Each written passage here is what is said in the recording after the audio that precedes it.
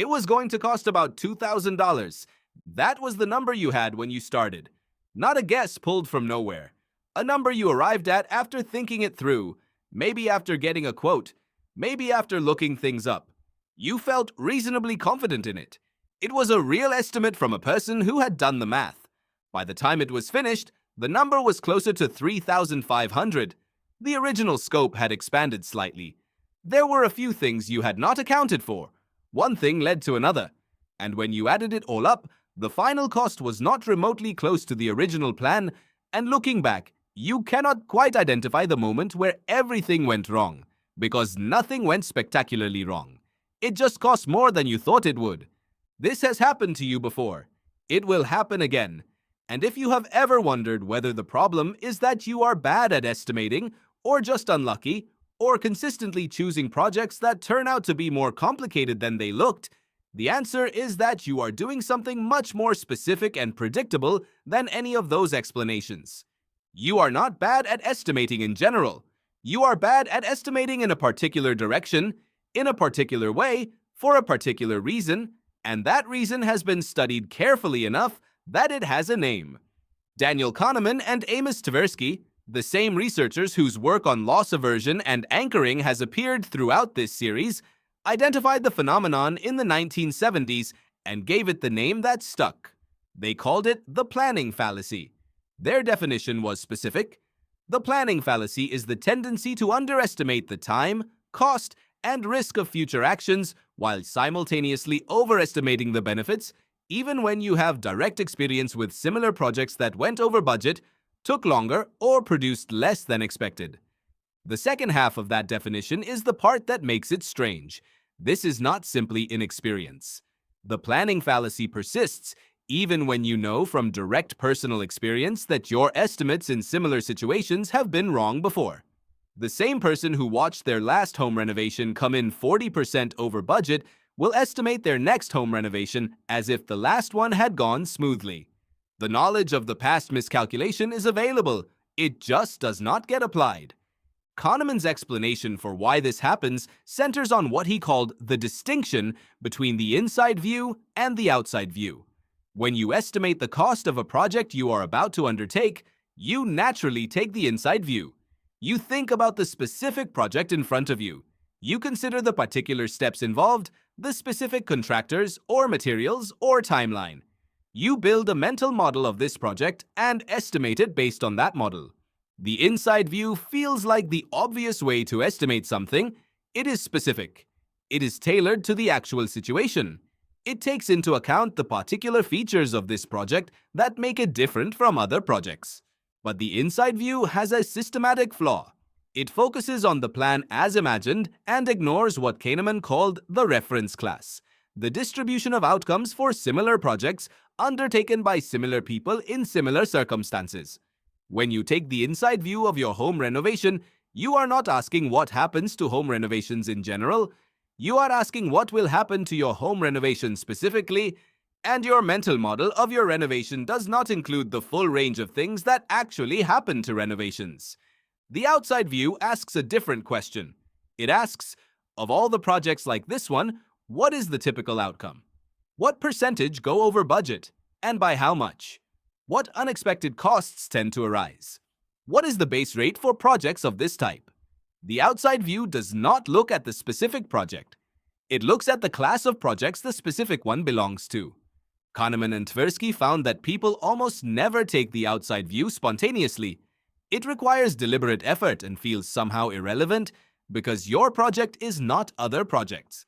Your project has specific features that make it different, but those specific features are also the exact features that every other project had when someone was estimating it from the inside.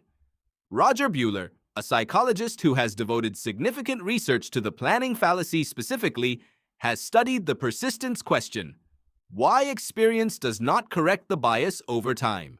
His findings are uncomfortable. Even when people are asked to recall their personal history of similar projects and how those projects compared to their original estimates, the new estimates they produce for the current project are barely affected. They can accurately remember that their previous estimate was wrong. They will correctly predict that other people's estimates for similar tasks will probably be wrong. But they maintain that this project, the one they are currently planning, will proceed closer to plan.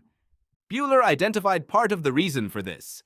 When people plan a project, they construct a detailed mental narrative of how it will unfold. A scenario. That scenario tends to run smoothly, not because they are naively optimistic in general, but because scenarios are built by imagining steps in sequence, and each step in sequence produces the intended outcome. The scenario does not naturally generate obstacles because obstacles are not part of the procedural narrative. They are external interruptions to it. You do not plan for the subcontractor who is late, or the material that is backordered, or the unexpected structural issue behind the wall.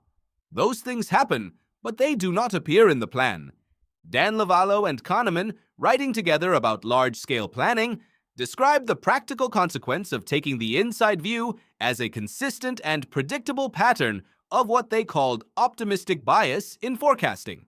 Organizations, governments, and individuals all consistently produce plans that are too optimistic, not because they are incompetent, but because planning itself encourages the inside view, and the inside view systematically excludes the distribution of real outcomes. Bent Flyberg, who spent years compiling data on large infrastructure and construction projects, documented this at a scale that makes the magnitude of the bias undeniable. Across hundreds of major projects, bridges, rail lines, highways, government buildings, the pattern was consistent. Cost overruns were the norm, not the exception. The projects were underestimated not by small amounts, but by large ones, frequently by 50% or more, and the errors were not random.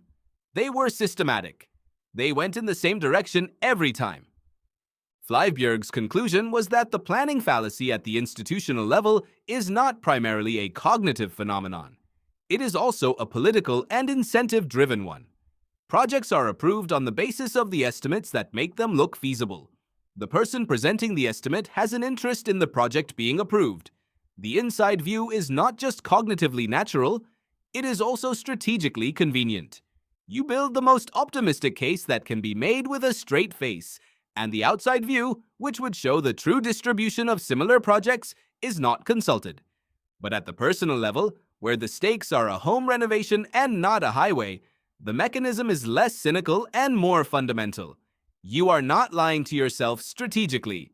You are simply failing to consult what you know about how things like this actually go, because what you know about this particular thing feels more relevant than what happened to similar things in the past.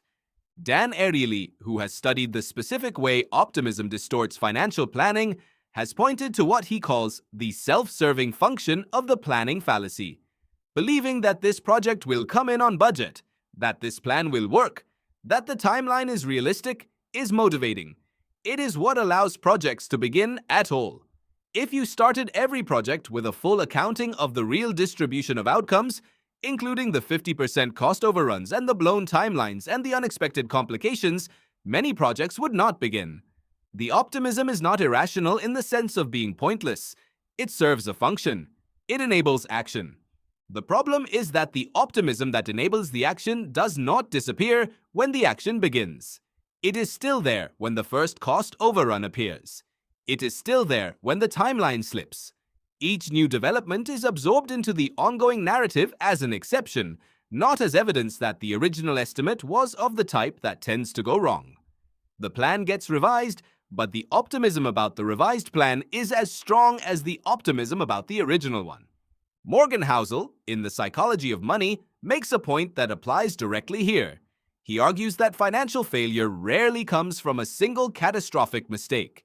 It comes from the accumulated cost of many small miscalculations, repeated over time, that never individually seem serious enough to address, but that add up across a lifetime to a very large number.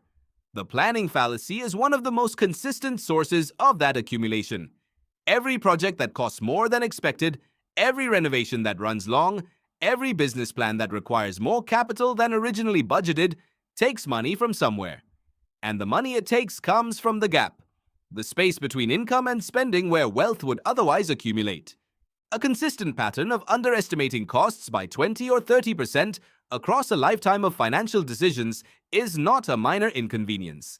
It is a structural drain on financial progress that operates quietly, project by project, without any single moment that looks like a catastrophic error. The practical reflection here is not a formula for correcting your estimates. The outside view, the reference class, the base rate. These are real tools. They help, but they require deliberate effort against a very strong cognitive current.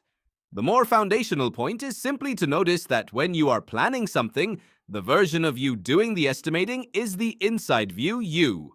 That version has access to everything about the specific project. It does not have access to the realistic distribution of outcomes for projects like it. Before you finalize a number, it is worth asking once, what does this type of project actually cost? Not in my plan, but in the world. Not as a reason to give up, but as a reason to hold the estimate a little more loosely than it feels like you should. It was going to cost about $2,000. The question is whether that was an estimate or a wish.